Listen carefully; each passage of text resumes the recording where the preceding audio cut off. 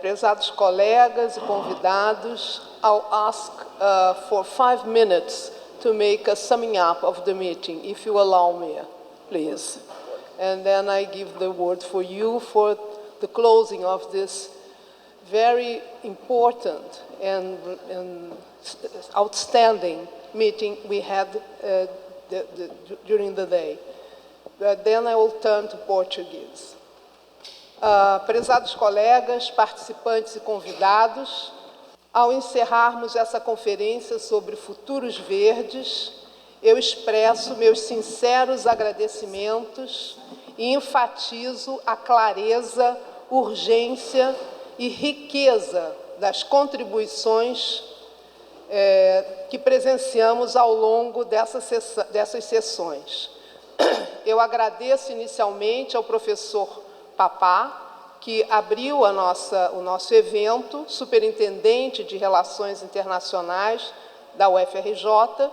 pelas palavras inspiradas e por nos lembrar da nossa missão de incrementar as relações entre as nossas universidades. Iniciamos essa conferência com um panorama contundente sobre os principais desafios enfrentados pelo desenvolvimento global na atualidade. Como foi enfatizado pelos nossos palestrantes, e a partir do consenso que compartilhamos ao longo desse dia, extremamente proveitoso em termos de ideias, iniciando com o professor Schwan, enfrentamos uma acentuada perda de biodiversidade e o esgotamento de recursos essenciais como água e solo. Os desafios sistêmicos no plano da sustentabilidade são imensos, mas, apesar desse cenário desalentador, podem ser vistas alternativas promissoras. A filosofia e a prática do desenvolvimento verde da China oferecem uma perspectiva estruturada e holística. Essa orientação estratégica está fundamentada na visão de uma civilização ecológica, e a proposta chinesa pretende incentivar uma convivência harmônica entre humanidade e natureza. Vários enfatizaram aqui a convergência, ou a necessária convergência, possibilidade de que a produtividade, a ecologia pode ser compatível com a produtividade. O próprio professor Schwan nos enfatizou a importância dos marcos legais como essenciais para o desenvolvimento verde e que, no diálogo entre as iniciativas, ou enfim, as ideias do desenvolvimento verde e as indústrias poluidoras, é possível, através dos marcos legais, chegar a iniciativas melhores, né? A conferência, o professor Jinlong Liu, que concebeu e foi responsável por essa conferência de tanto impacto, junto com o professor Raoni, aqui presente, aos quais agradeço imensamente essa possibilidade, enfatizou a contribuição do presidente Xi Jinping sobre a civilização ecológica. Segundo a sua apresentação, essa visão é orientada para condições nacionais, para a subsistência do povo e orientada para a produtividade, numa cooperação ganha-ganha, revelando ricas conotações e objetivos de construção dessa civilização ecológica. A Aspásia Camargo nos lembrou dos desafios que iniciaram com a Conferência de Estocolmo para a construção do desenvolvimento sustentável. Ela é uma grande conhecedora da história de todas essas convenções, porque ela participou ativamente na construção de todos esses marcos que foram importantes na construção do caminho em direção à sustentabilidade. Tendo enfatizado, então, que existe uma situação muito complexa, né, uma situação de grande dificuldade, existe também a possibilidade da convergência, e por isso que eu tanto insisti nesse ponto, e para que ela se torne realidade, como foi discutido por vários autores, os sistemas legais precisarão ser mais rigorosos para assegurar a segurança ecológica e uma nova estrutura de governança global pautada na equidade, no compartilhamento de tecnologias e no respeito mútuo. A arquitetura institucional dos futuros verdes precisa ser repensada e uma nova governança deverá emergir dessa articulação institucional. O caso brasileiro, que foi trazido por vários autores, é também emblemático. O professor Roberto Schaffer e André Lucena nos apresentaram os modelos COFE e BLUS, modelos integrados de avaliação que, pela primeira vez, incorporam perspectivas do Sul Global nos cenários de mitigação climática. Esses modelos vêm moldando as contribuições nacionalmente determinadas e ancorando em rigor científico e ampliando a capacidade de modelagem coletiva. Principalmente o modelo BLUS, foi muito interessante perceber que a construção, que esse modelo, ao tratar, portanto, de uma maneira integrada todas essas condições, é extremamente útil para prever o futuro do futuro da situação climática, né? Então, eu acho que foi um momento muito importante de mostrar a possibilidade dessa mensuração a partir de um ponto de vista do Sul Global. A visão sobre a América Latina esteve aqui presente, muito fortemente, representada por vários conferencistas, e eu vou, porque estou me referindo ao primeiro painel, ao segundo painel, falar da professora Cynthia Sanborn, que recordou que a riqueza mineral da América Latina coloca a região no centro da transição energética global. Contudo, essa transição deve ser justa, enfrentando dinâmicas extrativistas históricas e promovendo a inclusão das cadeias de valor, da governança ambiental fortalecida e da justiça socioambiental. Ainda no primeiro painel, que eu esqueci de mencionar, a participação da Embrapa foi extremamente relevante com a apresentação da Gisele Cristina Bedengo, que nos mostrou que há avanços muito consideráveis no ponto de vista da ciência e da tecnologia que podem reduzir podem mitigar a questão do câmbio climático, né,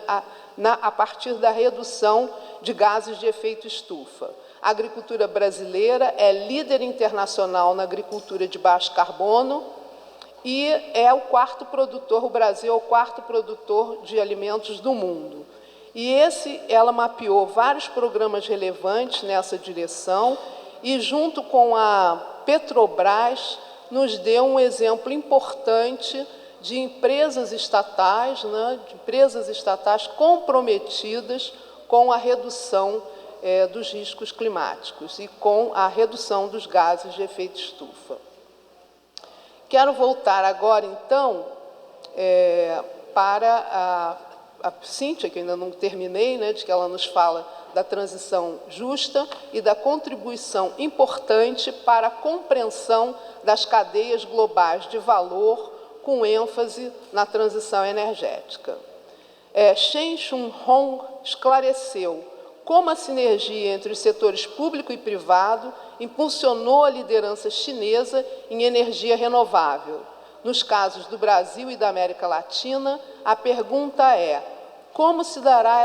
essa sinergia? Como ela será financiada? E essa questão foi muito bem complementada pelo Luiz Silva, com a menção às assimetrias urbanas e sua comparação com a realidade brasileira. O professor Luiz nos trouxe alguns elementos conceituais e elementos instrumentais para entender a comparação entre China e Brasil.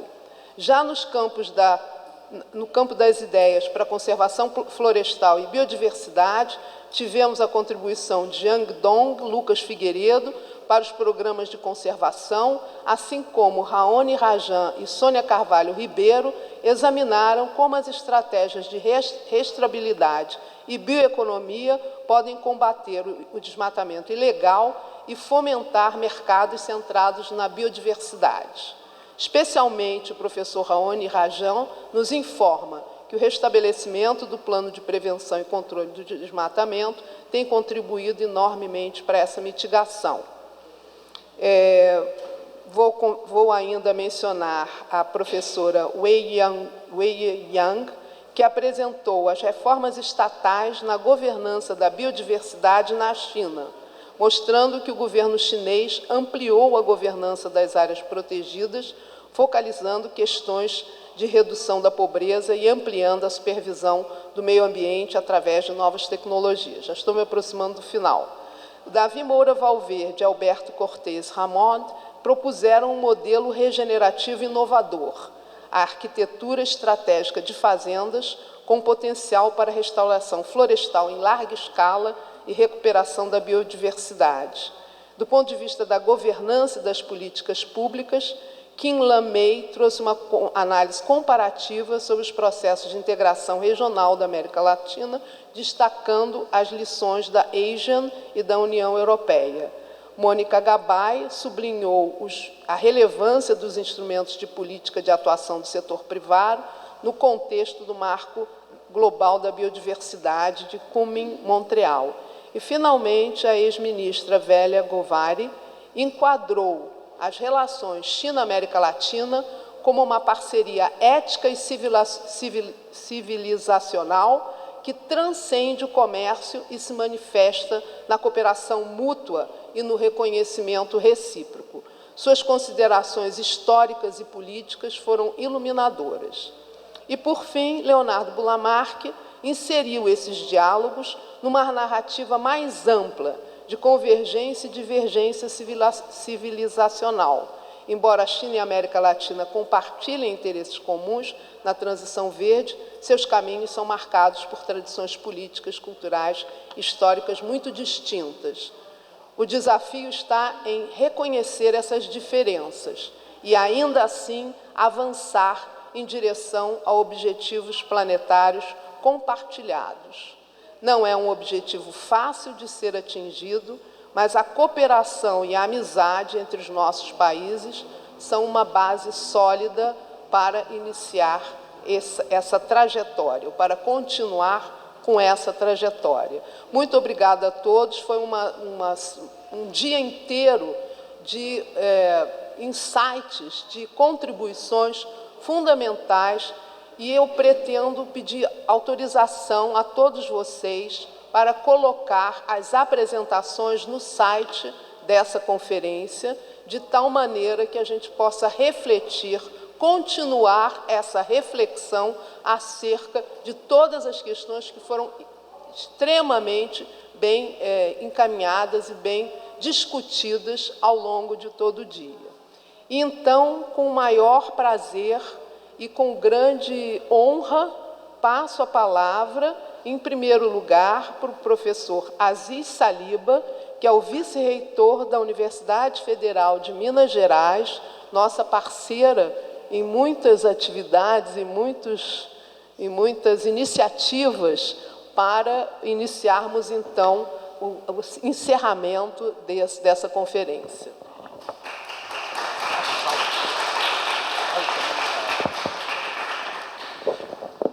Muito obrigado, professora Ana Célia Castro. Obrigado pela recapitulação que fez do evento, que eu infelizmente não tive a oportunidade de acompanhar, também pela saudação. Muito lhe agradeço. Queria cumprimentar também e dizer que é uma honra ter aqui como colega desta mesa de encerramento o Chairman Zhang Donggang, da Universidade Renmin. Satisfação em reencontrar, estivemos ontem juntos em Belo Horizonte. Queria cumprimentar também todos os organizadores do evento, em especial dois queridos amigos, o professor Raoni Rajão, o professor Jim Long Liu, agradecer pela oportunidade de fazer parte dessa mesa de encerramento. Obviamente que na mesa de encerramento a brevidade é bastante apreciada, todos já estão cansados do evento, eu estou começando a competir com a hora do jantar, e isso me faz querer acelerar. Então, eu vou começar recordando algumas palavras do presidente Xi Jinping, que foram dirigidas ao presidente Lula, por ocasião de uma visita em 2023, que são as seguintes: China e Brasil, ambos grandes países em desenvolvimento, importantes mercados emergentes, são bons amigos e parceiros com afinidades que caminham juntos, de mãos dadas. E essa frase ecoa uma trajetória iniciada em 1974, consolidada depois, há 32 anos, quando firmamos um acordo de parceria estratégica, e que está bastante detalhada num comunicado conjunto feito pelos respectivos Ministérios das Relações Exteriores de 2023, que tem cerca de 49 pontos. Dada o adiantado da hora e o tempo aqui disponível, eu não vou ler todo o documento, eu vou sugerir, no entanto, àqueles que querem saber mais sobre o que temos em comum nas nossas relações internacionais, que o façam, e ressaltar alguns pontos, primordialmente aqueles que têm a ver com a minha formação. Há uma expressão que é atribuída a Mark Twain, que é: se fosse o único instrumento que você tem um martelo, todo problema você acha que é prego. Então, como internacionalista, eu costumo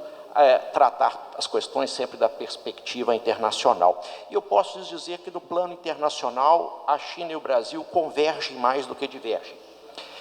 Ambos reiteram um compromisso com o direito internacional, compromisso sincero, não um compromisso casuístico, ad hoc. Ambos são favoráveis a promover a democratização das relações internacionais, o fortalecimento das instituições multilaterais. O Brasil adere firmemente a um princípio de que só existe uma China e que o governo da República Popular da China é o único governo legal que representa toda a China. Ambos os governos afirmam isso sistematicamente desde o início do conflito, que o diálogo e a negociação são a única saída viável para a crise na Ucrânia. Ambos também, eu posso reiterar, não está no comunicado de 2023 por razões óbvias, mas que ambos condenaram também os ataques realizados ao Irã, que para 99% dos juristas de direito internacional é uma afronta à Carta da ONU e ao direito internacional. O Brasil acolheu também a iniciativa de desenvolvimento global proposta pela China como forma de acelerar a implementação da Agenda 2030 para o desenvolvimento sustentável, e ambos os países se comprometeram a trabalhar conjuntamente para buscar o desenvolvimento global mais robusto, sustentável e equilibrado, de maneira a não deixar ninguém para trás. Agora, nós temos um paradoxo curioso, que é o seguinte: a China é nosso principal parceiro comercial desde 2009, responde por 30% de nossas exportações. Muitos aqui conhecem o CBERS, o China Brazil Earth Resource Satellite, que é um programa de cooperação tecnológica entre Brasil e China, que data de 88 e que foi bastante relevante para o nosso monitoramento ambiental. Muitos aqui sabem que é a tecnologia chinesa que sustenta o nosso sistema de 5G. Empresas chinesas investiram mais de 70 bilhões de dólares no Brasil na última década, mas poucos brasileiros conhecem a China. E os poucos que tentam conhecer a China, dentre os poucos que tentam conhecer a China, muitos o fazem por intermédio de autores americanos ou europeus. Eu me permito aqui ilustrar com dois casos. O primeiro deles, há 3 anos atrás, tive a oportunidade de receber uma professora chinesa, por sinal ex-aluna da Universidade de Renmin, E ela deu um curso introdutório, um curso de introdução ao direito chinês para alunos da UFMG, aberto também a toda a comunidade. E ao fim das palestras, vários alunos, foi um ciclo de palestras, né, que ela proferiu. Fim desse ciclo, uma discente, me orientanda, hoje em mestrado, se aproximou para agradecer e me disse o seguinte: professor, muito obrigado, é a primeira vez que eu ouço um chinês falando de China. Eu imagino que não seja por falta de chineses que nós não estejamos ouvindo chineses falar da China. Não é? Há mais de 1 bilhão e 400 milhões. Então, por que nós não estamos ouvindo professores chineses nos falando de direitos humanos, nos falando de mudanças climáticas, nos falando de inteligência artificial, nos falando de funcionamento de Estado? Porque utilizamos sempre uma literatura anglo-saxônica, no máximo francesa. Nós estamos lançando neste ano, decorrência desse curso, e aí é o segundo exemplo pessoal que eu me permito utilizar aqui, uma obra de introdução ao direito chinês, com todos os capítulos redigidos por professores chineses. Não há, em língua portuguesa, uma obra que fale de direito chinês escrita por autores chineses. Então, também me parece algo, dado o nosso volume de comércio, me parece algo um pouco preocupante que não exista. Não é que o jurista brasileiro virará um especialista após a leitura do livro. Não vou aqui fazer falsa propaganda para tentar já começar a adiantar as vendas, mas ele tem que ter pelo menos uma noção de como funciona o sistema jurídico do principal destino das nossas exportações e de um importante parceiro nos investimentos e na venda de produtos para o Brasil. Então, eu gostaria de tomar a oportunidade, já caminhando para o encerramento, para agradecer aqui os amigos da UFRJ, o especial reitor Medronho, o professor Papa, agradecer também os colegas da Universidade Beiham e da Universidade de Renmin pela oportunidade de criarmos um centro de pesquisa destinado ao intercâmbio e o mútuo aprendizado entre as civilizações. É um centro que vai nascer com mandato para produzir pesquisa conjunta sobre temas como combate à pobreza, mudança climática, saúde global, biodiversidade, inteligência artificial, economia digital, energia limpa, setor aeroespacial. Vai organizar fóruns anuais, intercâmbios de professores, de discentes e vários relatórios estratégicos. Eu tive a oportunidade de ouvir o nosso ex-aluno lá da UFMG, o Luiz, que foi um dos primeiros intercambistas que tivemos, né, durante o doutorado na Universidade Renmin, justamente recebido pelo professor Jin Long, e nós queremos formar mais pessoas que sejam verdadeiramente biculturais. Brasileiros que entendam o mandarim, o que eu acho que a tecnologia vai ajudar a suprir as dificuldades linguísticas, mas nós queremos brasileiros que entendam o mandarim, mas que compreendam também a filosofia, as tradições chinesas, e chineses que entendam as nossas complexidades étnicas, nosso sincretismo cultural. Nós precisamos de equipes mistas produzindo conhecimento novo e não apenas traduzindo ideias prontas, principalmente de países ocidentais. Eu convido as instituições, pesquisadores presentes a superar a lógica de convênios formais sem substância, a identificar problemas concretos e que possam se beneficiar da colaboração sino-brasileira, que a gente possa mobilizar nossos melhores pesquisadores para projetos de impacto real, criar programas de pós-graduação verdadeiramente integrados e estabelecermos métricas de sucesso que vão além das publicações conjuntas, que são muito importantes. Eu finalizo aqui dizendo o seguinte: um momento histórico, acho que, enfim, cada geração acha que está vivendo um dilema, né, o maior dilema de todos os tempos, mas a gente vê a ordem internacional se reorganizando aceleradamente. Nós temos mudanças climáticas que não esperam, temos uma revolução digital que vai aprofundar as simetrias, e China podem ter papéis secundários ou primários, podem ter papéis secundários ou construir alternativas baseadas em cooperação e benefício mútuo. Como disse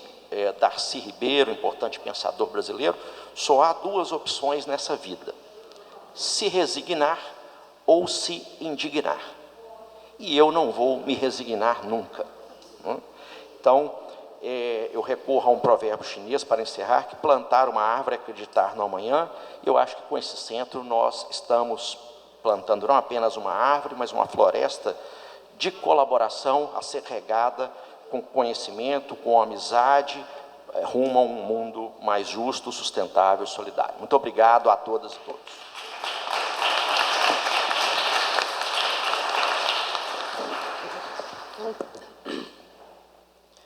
Tenho a honra agora de passar a palavra para encerrar essa conferência ao professor Zhang Donggang, professor, não vou pronunciar corretamente, que então que vai nos dar as suas palavras finais. Muito obrigada, estamos muito honrados com a sua presença. 非常感谢，非常高兴来到巴西我是昨天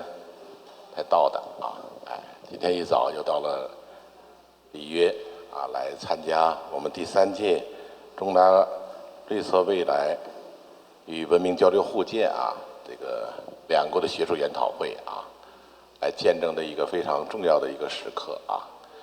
刚才主持人对今天一天来大家辛苦的学术交流进行了很好的总结应该说取得了很多高质量的一个共识预示的这个次会议取得了很好的一个成功米大的副校长也做了很好的一个致辞也提出了很多新的值得进一步研讨和交流的一些个话题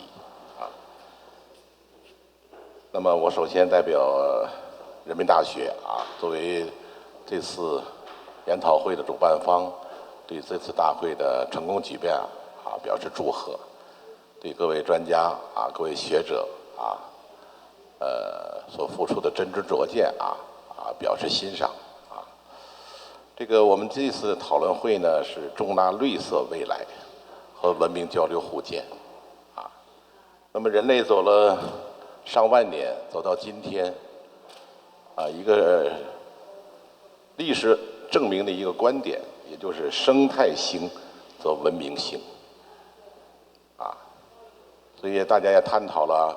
生态文明这个概念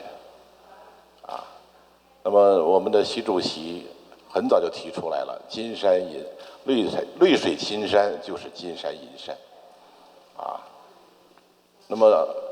中国目前在推进中国式现代化。中国式现代化一个重要的特征是人与自然和谐共生的现代化不能一边搞经济建设一边破坏生态那是不是人类所追求的福祉所以要正确处理好人和社会的人和自然的关系使它能够和谐相处相互伴生所以我们今天的研讨会就特别有意义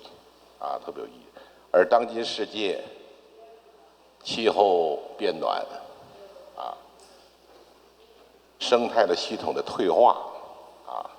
生物的多样性锐减，这些个环境问题、生态问题，给人提出了很多新的挑战，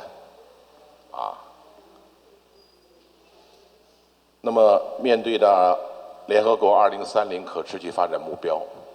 只实现了不到30%，20多，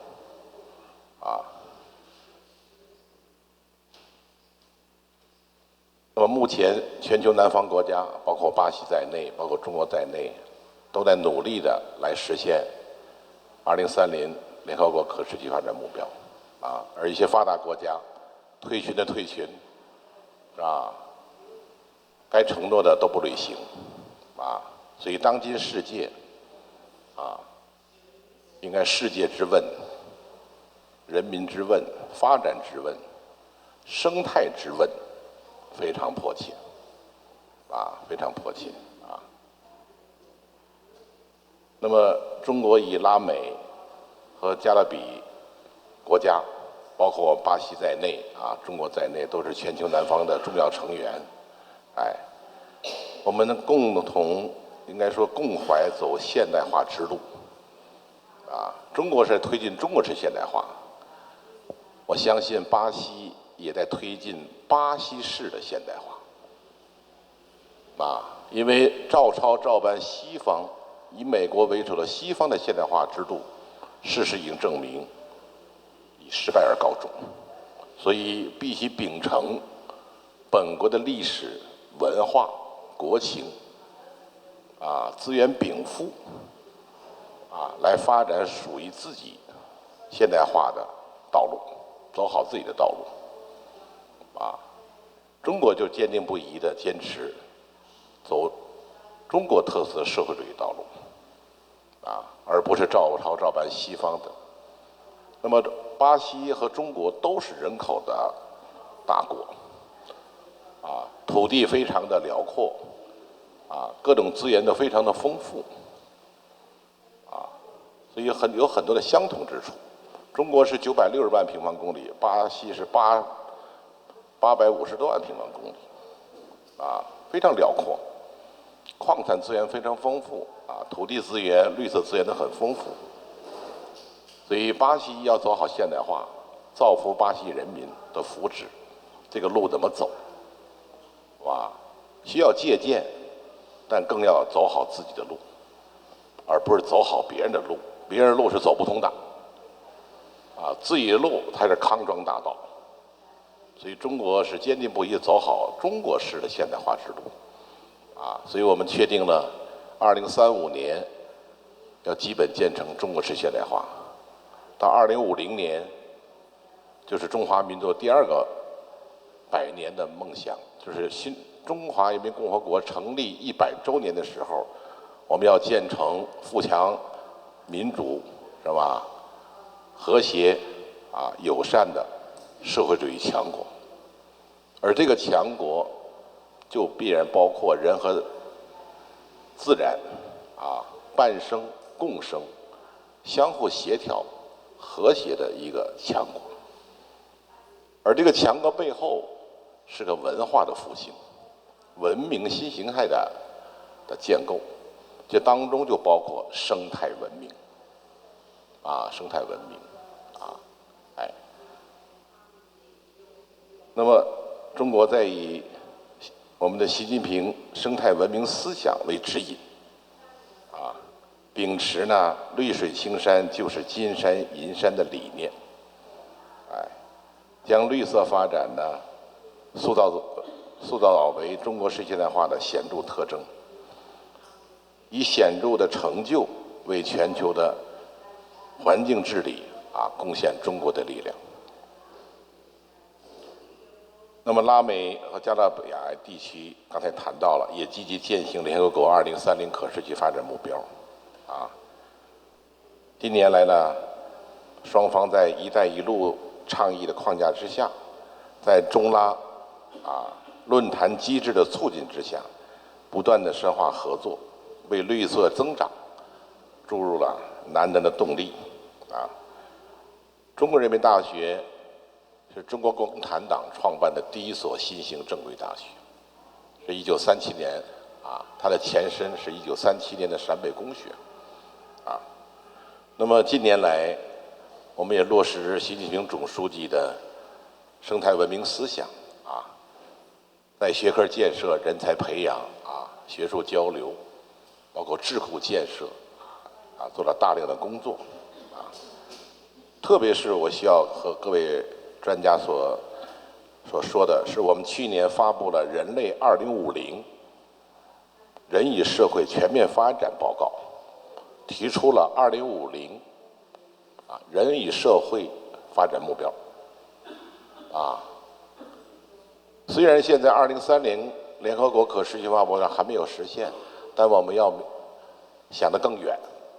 啊，想得更远啊。已经考虑到2050人类应该达到什么水平啊？达到什么水平啊？实际上看得很远也很近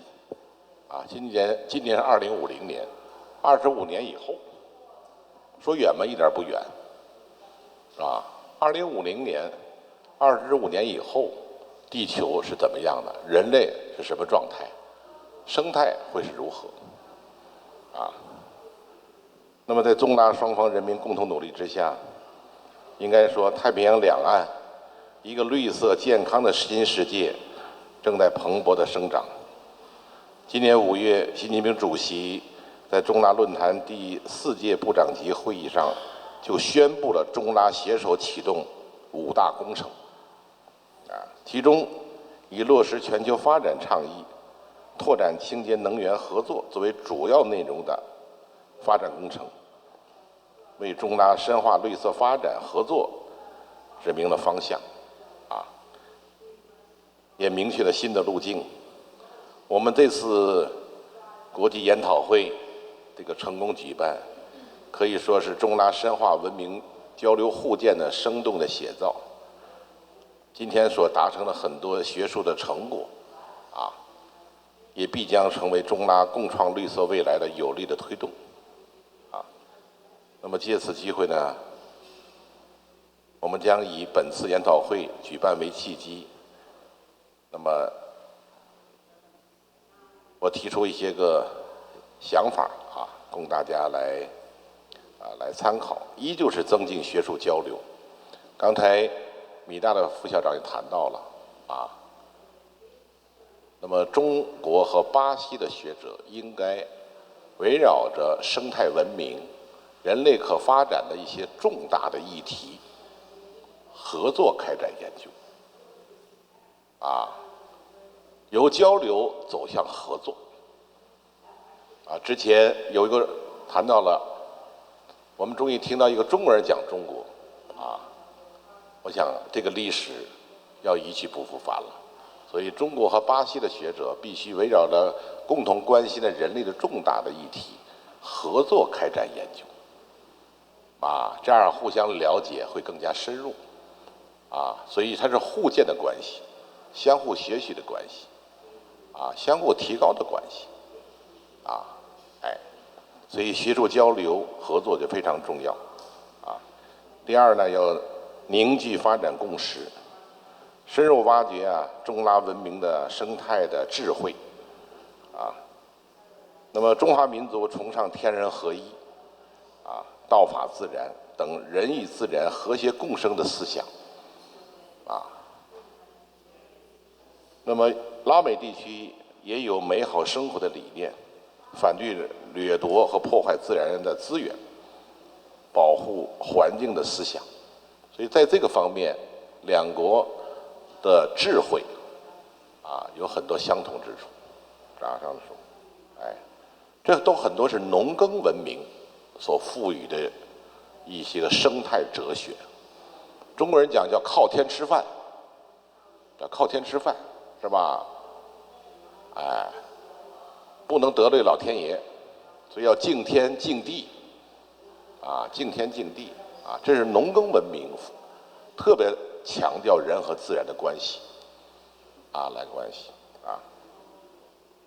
第三就服务发展转型，要系统总结中拉生态治理的本土的实践，为打造具有国际影响力的绿色合作品牌提供政策支持，驱动双方在绿色金融、绿色贸易，包括绿色法律，等方面要开展合作。那么，7年以来，习近平总书记提出了新质生产力，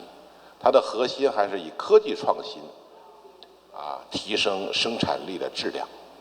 促进国家高质量发展。那么，实际上中国已经彻底摒弃了刚才谈到了一边破坏一边发展的这种恶性循环，提高以科技赋能，特别是 AI。2025年随着年初中国的春节之后 ，DeepSeek 的上线，所以中国这个成为了人工智能的元年。中国政府出台了一系列重大的规划，来支持人工智能的发展。那么各大学都纷纷成立了人工智能的学院，设立很多的新的课程。应该说，人工智能在中国方兴未艾，我们每天都从中国的新闻当中都能听到 AI 这些新的进展。人民大学我们成立了2个人工智能学院。2019年很早就成立一个人工智能学院，我们今年上半年又成立一个人工智能学院。那么课程体系、研究体系等都不断的完善，而且发布了一些大的模型，例如涉外法治大模型、新闻传播的大模型、档案领域的大模型，等等等等，所以我们也很希望和巴西的学者就人工智能应用场景，它所涉及的一种人和社会的问题。特别是人工智能涉及的治理问题、法律问题、伦理问题、标准问题，来开展研究。我们人民大学今年上半年还成立了低空经济学、低空经济和太空经济研究中心，还成立了极地和深海研究中心。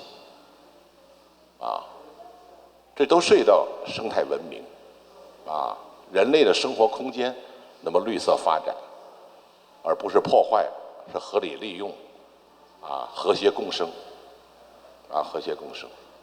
所以我们不断的来关心人类未来的一些重大议题，来前瞻性的开展研究，所以我们也很希望和巴西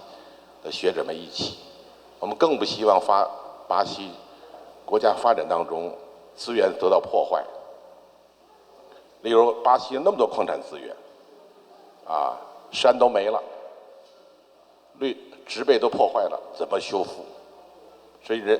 包括很多西方国家都走过这个道路，所以我们想，一边建设一边要修复，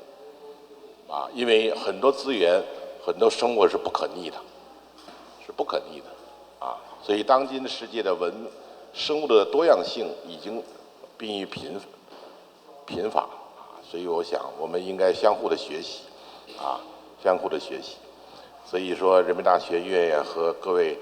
专家一道以研讨会为纽带，跨越山海，向绿而行，绿色向绿而行，拓展绿色的版图，塑造绿色的未来，为推动建设人与自然和谐共生、多元文明美美与共的现代化和现代世界注入我们中拉的新的智慧。最后呢，我想研讨会已经拉下帷幕再次表示祝贺，也对各位专家一天来的辛苦的头脑风暴表示敬意期待我们再次相见，谢谢。